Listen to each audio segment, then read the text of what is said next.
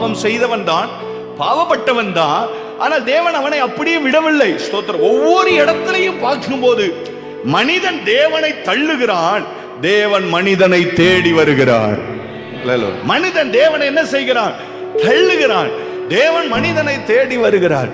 தேவன் ஏவாளை தேடி வந்தார், தேவன் காயினை தேடி வந்தார். ஸ்தோத்திரம். காயினை தேடி வந்தார், கேள்வி கேட்டார்.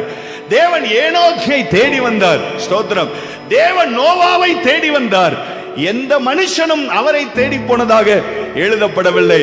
ஏனென்றால் தேவன் அன்றிலிருந்து இன்றைக்கு வரைக்கும் அன்பாகவே இருக்கிறார், அன்பாகவே இருக்கிறார்.